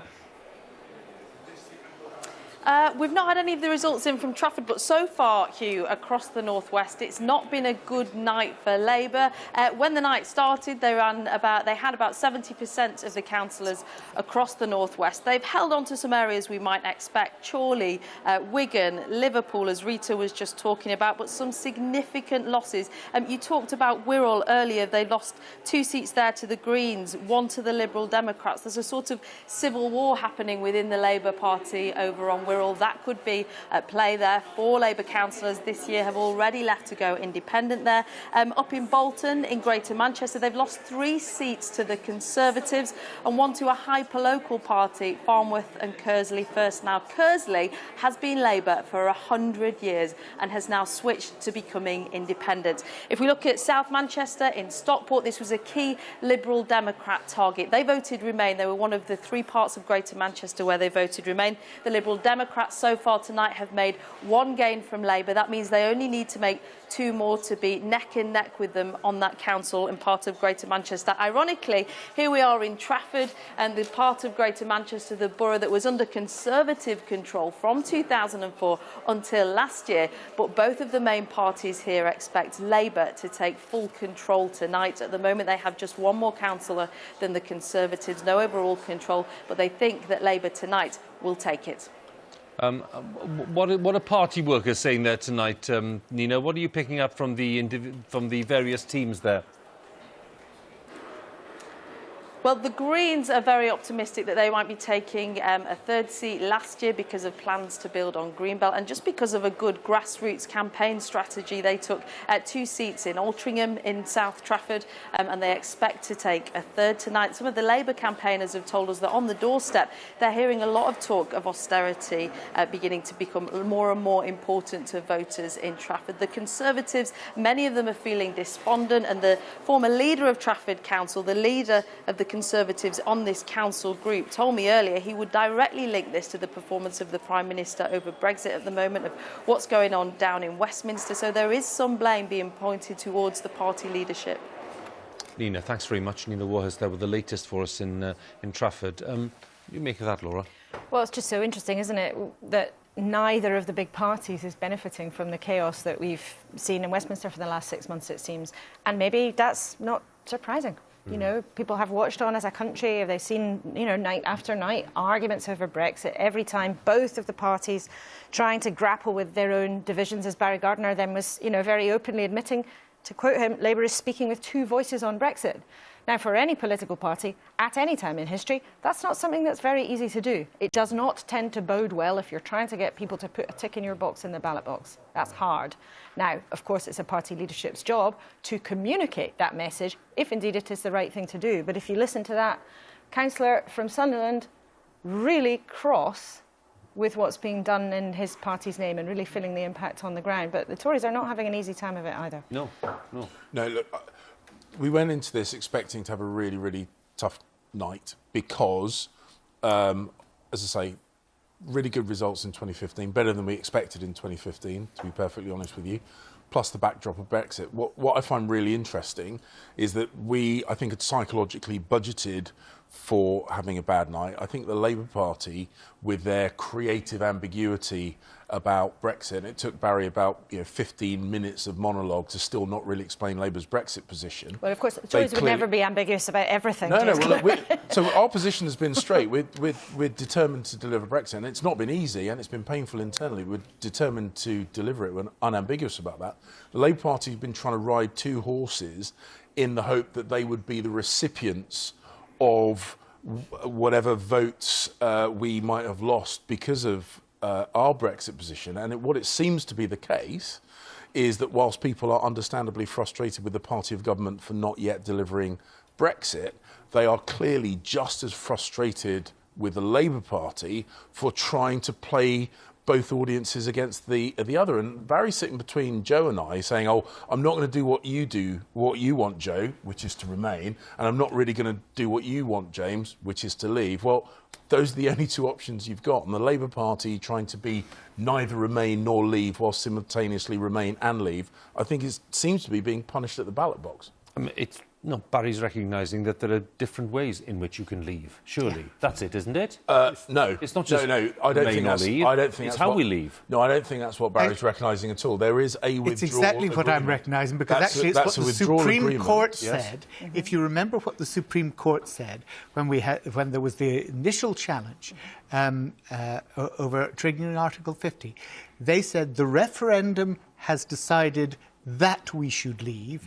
The Parliament's job is to decide how we should leave. And that is why your party has completely split over this, because you've got some, like Bernard Jenkins earlier, who would like to very happily go off into a no deal. You, sensibly, I think, would not countenance that. But the deal that the Prime Minister has come up with is one which she cannot get through Parliament. And instead of 2 years ago coming to both opposition parties and saying, look, I recognise we're miles away from where you are, and we're certainly not where the Labour Party is, but we need to come together to actually get the country through this because the country is split on it. She didn't. And now, latterly, a month ago, she's come to the Labour Party and said, OK, now I need to take seriously the sorts of compromise suggestions that you've been putting forward. So and that is what your negotiators are now doing with our team, to try and work out that and see if we can get a common ground that the people of this country will be able to say, yeah, I can live with that. And Parliament can say, yeah, let's go. Do you think the EU have been unreasonable with the withdrawal agreement that's been negotiated? And if you do, which bits of the withdrawal agreement do you think the EU have been unreasonable over? Okay, look, the withdrawal agreement, as you well know, is 600 pages, and we. So the simple yes or no: do you think the EU have been unreasonable with the withdrawal agreement? Look, the yes or no answer, mate. It's not a yes or no answer. No, it literally is. Do you think the EU have been unreasonable with the withdrawal agreement? But unreasonable in what sense? Do you think they've been reasonable? Because do you think yes, they've been that's reasonable? why I voted for it. You do? Yes, that's you why I think voted they've been for it. reasonable? So yes, that's why I voted for it. So that's my yes or no answer. Right. Where's yours? I think yes, and that is why I voted for the withdrawal agreement. The Labour Party have always said that. What we won't do. Evidence, that you are happy with the withdrawal agreement, but it was the political declaration you didn't like, so we took that out. You then refused to vote for as your Prime Minister we literally has said, did. as your Prime Minister has said, together? On a number of occasions, they are inseparable. And the whole point is that we will not support a blind Brexit, particularly when the likelihood is that it will not even be your Prime Minister, who is, the current Prime Minister, who is delivering on the second part of it. The political declaration was never binding anyway. It's a completely blind Brexit. We need to try and get some structure. What we're seeing is Labour looking for excuses to not vote for... If we are, James, then why are you asking us in to try and bail you out? But, Minister, your party is in power, and if you have got the Brexit deal right, it's not just whether or not why hasn't it passed through Parliament, which is about what the Labour Party's been doing, and some of your own side, but if you've got the deal right, why are we not seeing that in results coming back on the doorstep? Why am I hearing that you're losing seats in Peterborough, one of the strongest Brexit voting towns in the country, where there just happens to be a by-election in a couple of weeks? That's the kind of seat where you would expect, if you were truly the Brexiteers delivering Brexit, that people would be sticking with the Conservatives. Why are you losing ground to the Lib Dems, even up the road from you in Brentwood? It is completely expected that because of the delay, the deeply undesirable delay in delivering Brexit, that people are angry with us as the party of government. That it's understandable. And people are entitled to be angry with the Conservatives for failing to deliver. It's unfortunate, but it is unfortunately also inevitable. What I'm saying is, in addition to the frustration with the Conservative Party, the party of government, and when you're in government, you always cop the blame because you're the party of government. What I'm saying is, in addition to the frustration with us, the Labour Party, who clearly thought they could harvest that disquiet by avoiding making any tough decisions, are also being punished. Well, and I think that's the story of the night. Joe? Many Labour voters, want to see us keep the benefits of EU membership, so it's not surprising that they're punishing the Labour Party, and we've heard from Barry tonight, he wants to deliver Brexit, he just wants to pretend it's a slightly different Brexit to the Brexit that Theresa May is putting forward. But, this isn't also just kind of some normal, in government it's a bit difficult and you lose seats.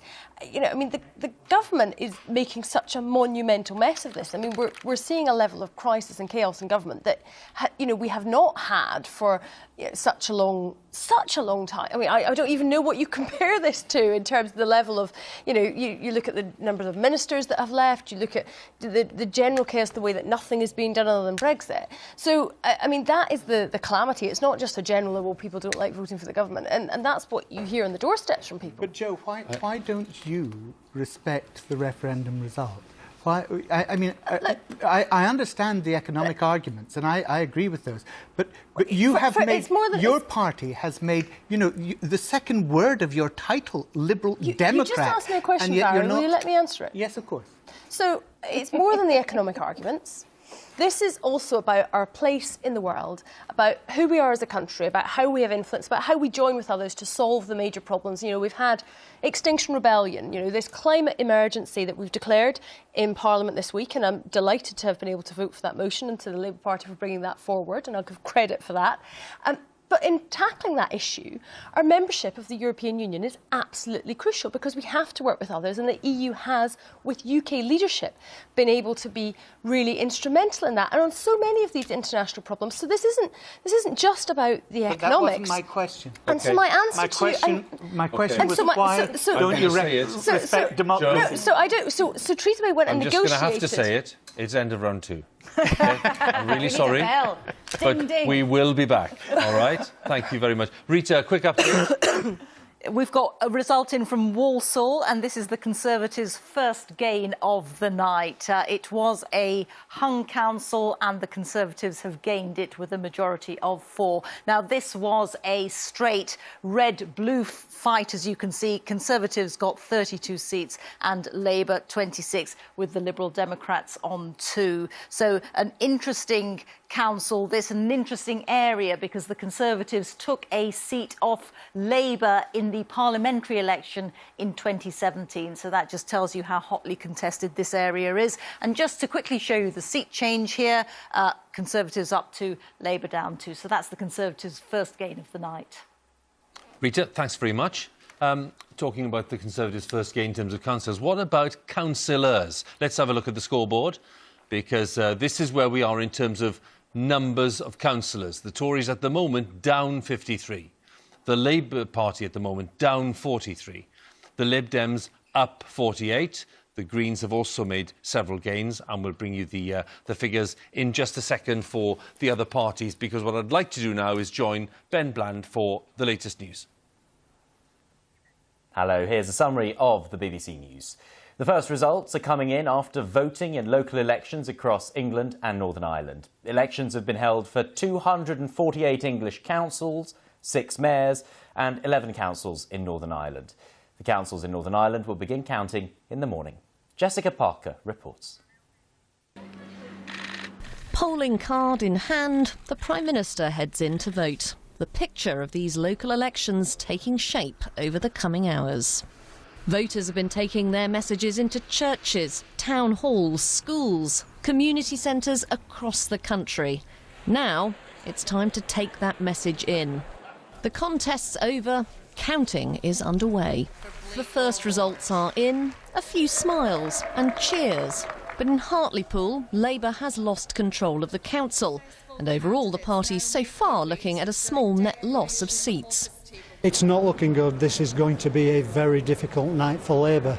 We've been out and about across the borough, and the message we're getting loud and clear is all about Brexit, and the residents are telling us they're going to make sure there's some change because of their dissatisfaction over Brexit. The Conservatives held on to Swindon but lost Tandridge and Basildon. So, some early signs it could be the smaller parties like the Lib Dems and Greens gaining ground, but there's a long way to go. This is a big set of local elections, and parties will be watching closely, testing the waters after a tumultuous time in Westminster. But local elections, of course, are about picking the people who'll run local services, set your council tax and decide how to spend it. Delivering the verdict, one ballot box after another. They were certainly eager to get going here. It's democracy in energetic action. And energy's what's needed. It's a long night ahead. Jessica Parker, BBC News. The Prime Minister says the case is closed after Defence Secretary Gavin Williamson was dramatically sacked on Wednesday. It was over leaked details from a National Security Council meeting. But on Thursday, opposition parties insisted there should be a police investigation into whether the Official Secrets Act was breached. Gavin Williamson continues to deny telling the Daily Telegraph about discussions over whether the Chinese firm Huawei should help to build the UK's 5G mobile network. The Prime Minister has said that she now considers that this matter has been closed, and the Cabinet Secretary does not consider it necessary to refer it to the police, but we would of course cooperate fully should the police themselves consider that an investigation were necessary. The Prime Minister has sacked the Secretary of State for Defence because she believes there is compelling evidence that he has committed a crime. But despite that, she does not believe he should face a criminal investigation. Where is the justice in that? The Canadian aerospace firm Bombardier has announced it will sell off its plants in Belfast as part of a worldwide restructuring programme. The company is Northern Ireland's largest manufacturer. It employs around 3,500 people to build aircraft wings and other parts. Bombardier says it's committed to finding the right buyer. Facebook has banned several far-right and extremist figures and groups, calling them dangerous. Among those removed is Nation of Islam leader Louis Farrakhan, the former editor of Breitbart News, Milo Yiannopoulos, and Alex Jones, the conspiracy theorist and founder of InfoWars. In a statement, Facebook said that it has always banned individuals or organisations that promote hate and violence, regardless of their ideology. People living in the northeastern coast of India are bracing for the arrival of one of the most powerful storms to hit the region in years. Hundreds of thousands of people have been evacuated from their homes as Cyclone Fani approaches.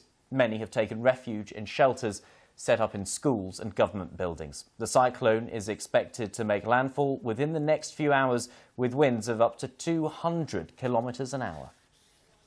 That's it from me for now. Time now to join Election 2019.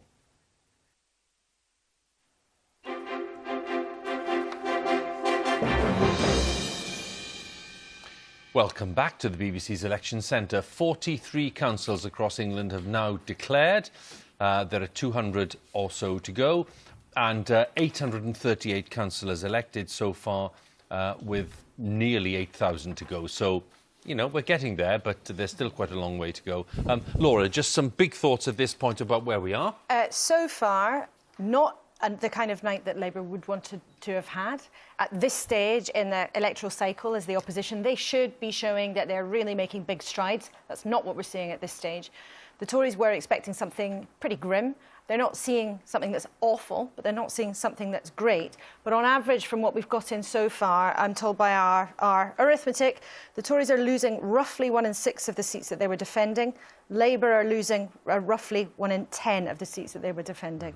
So, you know, it's not a good night for either of the big parties so far. But what's interesting is how the votes seem to be going to the smaller parties, and particularly the Lib Dems seem to be making gains, and the Greens. Yeah. The really interesting thing, not just in Remain areas. Oh. You might have expected, with all the absolute, you know, anxiety around Brexit around the country, you'd have seen only Remain areas where the Lib Dems and Greens sucking up, and then perhaps UKIP benefiting from Brexit paralysis in Leave areas. They're not doing badly, but the Lib Dems and the Greens seem to be picking up in all sorts of places, including the leader of Colchester Council, who's apparently just lost his seat to a Green. There you go. And within that pattern as well, of course, in terms of a slightly more complex pattern than usual, at least 40 or 44 gains to the independents too. So they're just in terms of the way people are channeling votes in this rather volatile area that we're in. So just looking at Green gains, including seats in Sunderland, which we noted earlier, didn't we? Wirral, South Tyneside, Reading, Tameside, Colchester, Exeter and St Helens. And John Curtis just telling us, I mean, recapping on what John was saying earlier, really. John saying this is a further indication on the plague on all your houses kind of theme that seems to be expressed in these elections. And then John saying, you know, focusing on the independent outcome. Independent candidates have so far secured an increase of 43 seats. John, are you with us? Thank you very much. Can we talk about this block of independents? Because, you know, 43 or 44 increase is not insignificant. But is it really a pretty varied bunch of candidates there in terms of political colour? Sure, they will. I mean, a few of them are ex-UKIPers, but I think what seems to be interesting, the independent gains seem to be particularly strong in places such as Barnsley, where there already was something of an independent group, but that it looks as though, as we've been saying earlier tonight, wherever there was somebody apparently available to express protest against apparently the party system, and certainly whether it's Conservative or Labour, whoever's the incumbent, it looks as though some independent candidates are also profiting from this pattern. So, you know, we've already been saying, Lib Democrats up, particularly up in places where they were starting off from second. The Greens putting in one of their best local election performances ever, making gains of seats and doubling their share of the vote typically. UKIP, well, maybe not back to the level of 2015, but still well up on other recent local election performances. And that conversely, both the Conservatives and the Labour Party are losing ground. And above all, they're losing ground where they were previously stronger. So you put all this together, and frankly, it looks as though the response of the electorate in the local ballot box is not so much your two Remain or your two Leave, but that rather between you've rather made a mess of things. As you speak, John, we're just looking at the chair changes in those key wards that you and I were talking about earlier, because of the 720 identified, 317 have now come through, and we're looking at Labour down 4, the Tories down 3 in terms of percentage share, Lib Dems, as you were saying there, up 6, and the Greens up 3. UKIP down 6, so clearly, talk a little more about that. Yeah, well, the explanation for that, of course, is remember UKIP are fighting far fewer wards this time than they did back in 2015 when they were much stronger on the ground. They're only fighting around 1 in 6 of the wards. So not all, but quite a lot of that drop is simply the fact that they're putting up fewer candidates. If you actually look at what's happening in the wards, they're fighting this time, and they were fighting last time. Yes, UKIP is down a bit, but the truth is the evidence of the opinion polls that the voters, amongst other things, are now more willing to vote for Eurosceptic parties than they certainly were in the general election or indeed in last year's local elections. Broadly speaking, that picture is confirmed, even though none of Nigel Farage's candidates are on the ballot paper today. John, we'll talk later. Thanks very much. John Curtis there for us. Why don't we have a look at the full scoreboard, because that's quite useful at this point. The number of councillors. I talked to you about gains and losses earlier. So Labour on 386 as we speak, down 48. Tories on 278, down 58. The Lib Dems on 109. They're up 52 so far, still early days. The Greens on 13, up 10. And UKIP on 8, down 15. The Independents, a big boost of 53.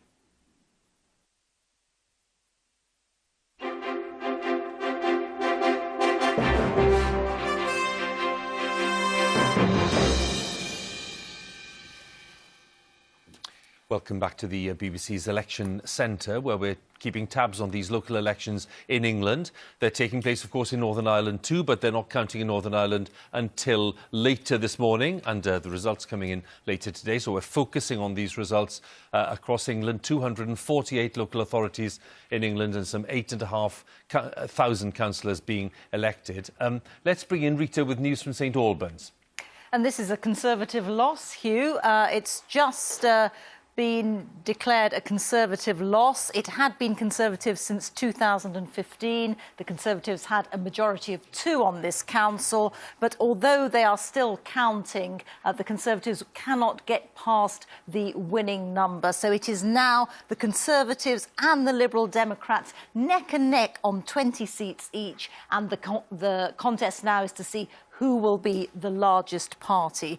Let me show you the seat change that's happened. The Conservatives have lost 5 seats, the Liberal Democrats have gained 4, and Independents have gained 1. And what's always so interesting here, as I've shown you before, the share change. Look at that. Conservatives down by 14%, Liberal Democrats up by 20%. Jo Swinson smiling very broadly there. St Albans is a very a very Remain area, voted 63% to remain in the European Union. It could well be that what we're seeing is the Liberal Democrats benefiting from that fact. Rita, many thanks, and we'll be talking a little more about St Albans and the performance of the Tories and Lib Dems there a little later on. What I now want to do is get right up to speed on what's happening in Derby. Now, Derby, of course, traditionally a very big Labour area, and our guest in Derby is the long-standing Labour MP and former Foreign Secretary, Dame Margaret Beckett. Margaret, thank you very much for joining us. Could you bring us up to date on what's going on there in Derby as far as Labour is concerned? Well, we've had rather a disappointing night. These are not seats that are necessarily a very good territory for us, and we have in fact lost some ground, which we're very sad about, but not wholly unexpected, to be frank. There's a wild card factor here, which is that we are one of the seats that is piloting having individual voter identification. It's much too early to know, but there's some anecdotal suggestion that's put some people off. Well, that's a very interesting point, Margaret, because we were discussing this a short while ago, before we came on air, actually, whether this would be a factor, because, as you know, it's been introduced in several areas. But what kind of things are people saying there then? Indeed. That this has caused, what, more problems than people had thought? Well, I mean, as I say, it's much too early to have a clear picture and good evidence. But there are some people who seem to have been saying that they were put off going to vote when they realised, and there's some suggestion that there have been people who've gone to vote without fully realising. Now, I don't know whether they didn't take enough of the right kind of identification or whether they didn't realise that they were supposed to take extra ID, but there is some suggestion that it may have been a factor, but it's much too early to be fair to say that that's of consequence. As you say, we'll wait to see whether there's more evidence on that. We were talking earlier, Margaret, to the Labour leader of Sunderland Council, who was pretty forthright in his view that Labour's policy of including a possible option of another people's vote into certain circumstances, that had proved incredibly unpopular with lots of Labour people in Sunderland. That was the message. Now, does that message make sense to you in terms of what you're listening to in Derby, or what's your take on that? It's not, I mean, like Sunderland, people in Derby voted to leave, but that's not what I've been hearing from people in Derby. And indeed, one of the things that slightly surprises me about that is that if people are very clear that they want to leave, I presume, I don't know whether, is he saying that Mrs May's deal is acceptable? Because if he is, then surely he should welcome the opportunity for people to confirm that that is the case. Well, I think his problem was, and we discussed it with Barry Gardner, who's here in the studio, his problem was that he felt that there was a lack of clarity and that people were unsure about the part of the Labour message around this, and that the very prospect, in fact, he was very clear about one thing, the very prospect of a second vote for lots of people who felt very strongly about Brexit was terribly off-putting. Now, I know that your view on the vote is different because you've made a great initiative in Parliament on it, but do you recognise that in some parts of the country, for Labour voters, it's very unappealing? I do recognise that. I mean, I completely recognise that some people don't want to be bothered. Some of them feel perhaps that they've expressed their view, that's it. However, it's very easy to say that now. But if it all goes ahead, if, let's say, Mrs May's deal or something like it gets through Parliament, I wonder how people will feel very shortly afterwards when they see how things develop, if they haven't had an opportunity to say that, yes, this is acceptable. There's a very great danger in assuming that everybody will be happy with the outcome. It's my feeling, and what I'm hearing from a lot of people, I'm talking about people now who voted to leave, is that this is not what they thought they were getting. And that there, I think, is a difficult conundrum with which people like the Sunderland Council leader have to come to grips, as we all do. But all of this is really difficult territory for everybody, and I think we have to recognise there are perfectly legitimate differences of view, and are bound to be so. Well, of course. I mean, of course there are differences of view. Let me turn the question around then, if I can, and ask you, do you think there are areas of Labour's policy on Brexit that could be more clear, that could be, you know, an easier sell to the voters? Well, I think, I mean, I would have liked us to be clearer and more forceful about the fact that we think that in the end, whatever it is the House of Commons decides ought to be put to the people to see if that is acceptable to the people. You know, there's a lot of talk about establishment stitch-ups and so on, but if it's in the end the people who decide, then by definition that can't be an establishment stitch-up. There's a very, you know, there are terrible dangers both ways. I completely understand the people who don't want to be bothered, the people who think it's going to be divisive, time-consuming, all of the rest of it. But one way or another, we have to settle this question. We have to decide where our future lies. And certainly if Parliament can't decide it, then that makes it a very difficult argument. But my own feeling is that if what is being put forward by Parliament in the end may not be what people thought they were voting for, they should have an opportunity to say whether or not this, on balance, is something they want to live with, or whether they don't. Dame Margaret Beckett, good of you to join us. Thank you so much. Nice to talk to you. And Margaret Beckett there for us in Derby with her take on things. I'd like to go to Rita for, I think we've got a result which is interesting in Peterborough. Absolutely, Hugh. This is a Conservative loss. The Conservatives had this council. They had a small majority of 2. It has now become a hung council. It's gone into no overall control. These are the broad figures. The Conservatives, the largest party, on 28, Labour on 17, Liberal Democrats on 9, Independents on 3, Greens on 2, and the Liberal Party, the old Liberal Party that didn't join with the Social Democrats, they've got 1 councillor there. Let me show you the seat change here. Conservatives losing 4 seats, Labour gaining 3, the Liberal Democrats gaining 2, the Greens gaining 1. Interesting seat this, because of course we now know there's going to be a by-election on June the 6th after the MP Fiona Onasanya was recalled. Looking at this result, one wonders if Labour will take some heart here, that they may be able to hang on to that House of Commons seat, given that their performance here has been quite good. Rita, thanks very much. That's an interesting prospect. We'll talk about that in a moment, but I want to bring in now Sir Graham Brady, who is the Conservative MP for Altrincham and Sale West, who is of course the chairman of the backbench Conservative MPs, the 1922 committee.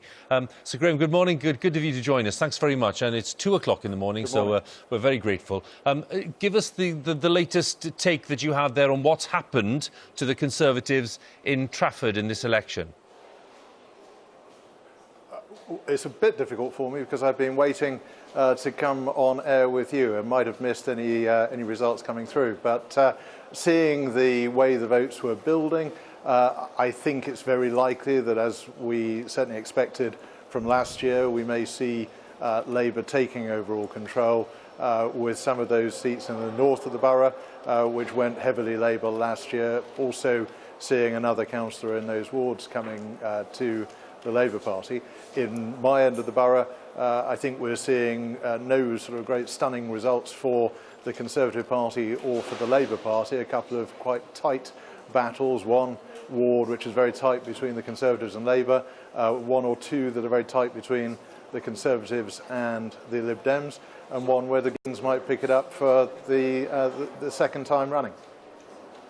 What are people saying to you on the doorstep, Sir Graham, when you've been campaigning in these elections? Have they been a combination of local issues and national issues, or have they been focusing very clearly on the big picture with of course, Brexit dominating the landscape? Well, obviously a combination of the two. Certainly I've picked up a lot of concern on the doorstep in some parts of my constituency about the Labour Council perversely propped up by the Greens, allowing massive development of green belt land, which is something which is causing very real concern. So some local issues that have been cutting through to some extent, but it's also undoubtedly been harder for us to get our vote to turn out, and that is because of dissatisfaction about the national scene. And I think the overwhelming view on the doorsteps in my area for a very long time has been, for heaven's sake, get on with it. And I think there's massive frustration that we have yet to see the whole thing through and reach a resolution. How often does the Prime Minister's name come up on the doorstep when you canvass? Well, it does from time to time, but I think it's more an overwhelming frustration that something which was central to the government's purpose has yet to be achieved, yet to be fulfilled. And that certainly is something which is reflected both in some Conservative voters who've chosen to stay at home, and also looking at some of the spoiled ballot papers here this evening. And I think there are more, I suspect, than is usually the case, and quite a number of messages about the failure to leave the European Union as promised.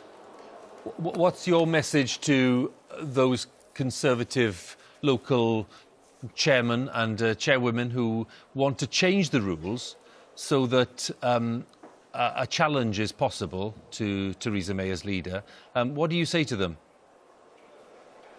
Well, the 1922 executive, as you know, debated this matter at considerable length. We agreed that we could change the rules, but we decided not to change the rules last week when we had that discussion. And instead, we have asked the Prime Minister to be symmetrical. She's already set out the timetable for her departure and for the election of a new leader in the event that she gets her Brexit deal through in the near future. We've asked her to be equally clear about her plans if she fails to get that Brexit deal through. So we clearly thought that was not a conversation that was sensible to have in the run-up to local elections. It would have been deeply unhelpful to local government candidates up and down the country. Sir Graham, I'm just going to... the resolution that we've heard. I'm just going to bring in Laura, Sir Graham, thanks. I know after your conversations with the Prime Minister after those meetings last week that you were promised a response from her. I know also Tory MPs were expecting a response, something clear, actually, during this last week. Have you had any response and just been bashful and not told us about it yet? Well, as I say, Laura, what we thought was a good idea was not to get diverted into this in the few days leading up to local elections, which would have been really unhelpful to local election candidates around the country. So I do think we will receive a response, and we expect a response, but no, I haven't had that response yet. And when do you hope to receive it then? Well, we've got the local elections out of the way now, and we have, I suppose, a bank holiday weekend. But we will be looking to hear a response to what we have put to the Prime Minister in the near future. Sir Graham, so far the Conservative losses in terms of councils are Peterborough, Southend, St Albans, Tandridge and Basildon. On the basis of that, and who knows what else will happen, but what kind of message will you then be taking back to Westminster and to Downing Street? Well, look, I think these elections around the country are very mixed. It doesn't look like it's a good night for Labour. It doesn't look like it's a good night for the Conservative Party. I think there's an element of a plague on both your houses and some protest votes being cast in various directions. There's no doubt we need to pull together. We need to be more obviously competent as a government, and we need to make progress, crucially, on the central issue of Brexit, which is both frustrating people that it hasn't happened and is also taking up far too much time and preventing the whole government machine and Parliament from focusing on all the many other things we want to focus on as well. Sir Graham, it's good of you to join us, and thanks for waiting patiently to talk to us. We're grateful. Thanks very much indeed. Sir Graham Brady there for us in Trafford. We mentioned Southend there, didn't we, in that list? And I think Rita's got some figures for us. Hi, Rita. Yes, here it is. Here's the touch screen to show you. So this is a Conservative loss. They held this council by a majority of 5 in 2018. It had been hung before then. It was a Conservative gain last year. Well, it has now become a hung council. The Conservatives have lost this council. These are the figures. Conservatives on 20 seats, Labour 14, Independents on 11, and Independents are traditionally strong in this council. Liberal Democrats on 4. The two other interesting things are the seat change, so that explains the overall story. Conservatives losing 7 seats and those being divided up between Labour, Independent and Lib Dem.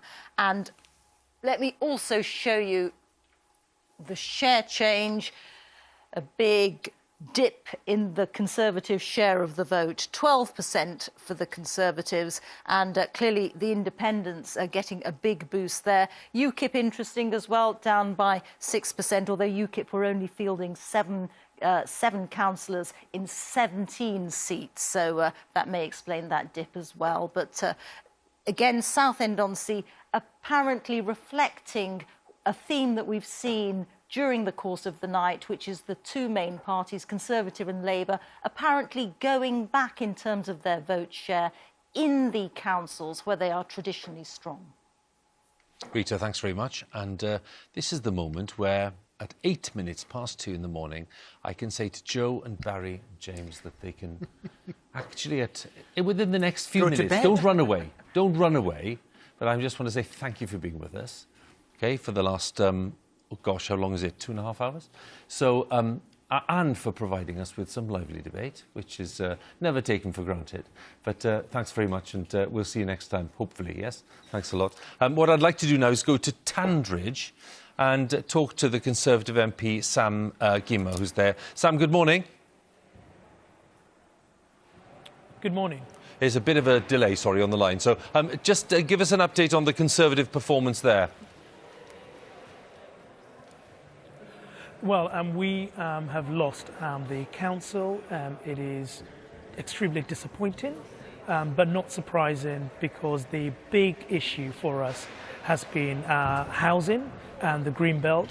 We lost a number of seats last year, and we've lost some fantastic councillors this year. The overwhelming beneficiary has been the residents group that campaigned against more houses. So clearly, those are big issues. How would you rate those in terms of people's attention locally with the national picture? Well, I mean, the housing thing is the single biggest issue in this constituency, because it's 95% Greenbelt. And so any proposal to build more houses is deeply contentious. But of course, the national picture, Brexit deadlock in Parliament, hasn't helped in terms of the mood on the doorsteps. But we can see by the parties that people chose to vote for locally that the local issues are a significant factor as well. The Liberal Democrats, who were at the nadir 4 years ago, seem to be coming back and improving. They've done well in terms of winning some seats.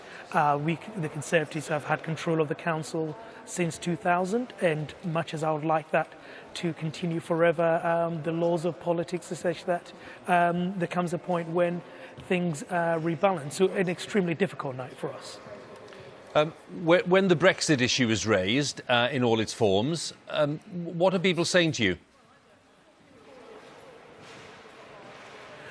I think it's what you've been hearing from some of the other MPs you've been interviewing. I had the interview with Sir Graham Brady, sort of why hasn't it been sorted out, but also just a frustration with people not understanding what is going on in Parliament. What are you doing up there on the doorsteps? And that's certainly been an issue that I have picked up, and I think there is a sense about that across the country, and that is a consequence of the fact that Parliament is in deadlock.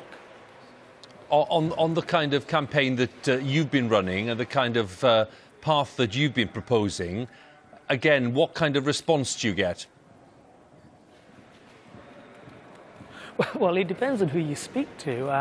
And for people who, I know what I said that if Parliament is in deadlock, then the one answer is to let the people back into the process and to have a final say. And there are some people who will give me high fives in the street for that, and there are others who would say, well, if Theresa May's deal can't get through, then why can't we have no deal? The country, my constituency, is as divided as Parliament is. Indeed it is, and I'm just wondering then, what is your reading then of the factors that lead into your performance there in Tandridge and the performance of the Conservative Party, across the board, where, you've lost control of places like Peterborough and Southend and St Albans and Tandridge and Basildon? How much of that is down to people's perceptions of the way that the Conservatives have handled the Brexit process as opposed to other things? I think we can't get away from the fact that there have been a number of issues at national level on which the government hasn't covered itself in glory. But there are local elections, and voters are also quite discerning, and I can't speak for every local area and the factors that are driving it. And it is still early days. I mean, for example, there are parts of my constituency where the count is happening tomorrow. So I'm just very cautious about drawing huge generalizations. But we know the national issue has been difficult. In this part of my constituency, Tandridge, 95% greenbelt housing is always the issue. It's the biggest single issue as far as my post bag is concerned. The beneficiaries are a local group, independent group that campaigned on housing. But yes, the national picture definitely is the backdrop here. We can't get away from that. Sam Gima, very good of you to talk to us. Thank you very much indeed, and joining us there from Tandridge. So, magically, we have a new panel. You're waiting very patiently in the wings. Christine Jardine, the Lib Dem spokesman for Work and Pensions. Good to have you, Christine. Thanks very much. Dawn Butler's with us too, the Shadow Cabinet Minister, and we have the Education Minister for the Conservatives, Nadeem Zahawi. Are you all happy to be here? Yes? How's it going so far? I'll start with Christine. Oh, I'm very happy to yes? be here. It's I going very well for us yes. tonight. Yes. And we're hearing more good news from Chelmsford. We don't have a result yet, but it's looking very exciting there. What are the factors? I think what we're seeing is that people are fed up with the mess that the government has made of Brexit, and Labour isn't providing an alternative. It is, as people have said, a plague on both your houses. They're getting it wrong, and they see us as the natural party to go to in those circumstances. I think we also have to take into account that someone said earlier, even in Leave seats, Brexit is not. I think it was Margaret Beckett. Margaret said that Leave is not what people expected when they voted Leave. So perhaps they don't want it now. And that's where I think the momentum has come. We saw the petition for a second referendum. We saw the march. We're seeing a move away and people saying, no, actually, you've both got it wrong. And the Liberal Democrats and the Greens, there's an increase there as well. This is what we want to see. We want to move away from that and think again about Brexit. Dawn, a few tough results for Labour so far. What's your take? Well, I think it's too early to kind of identify a trend because it's very complex in terms of the national picture and then local pictures. So I think we'll kind of have to wait for a good 24 hours before we can say, OK, this is the definitive trend. And we weren't, expecting, we were quite cautious because obviously lots of these elections are essentially in the Conservative heartlands. So, we were quite optimistic but cautious. And I think we just have to wait and see how it pans out throughout the evening. I'm really sorry for the seats that we've lost and for all those councillors that have worked hard.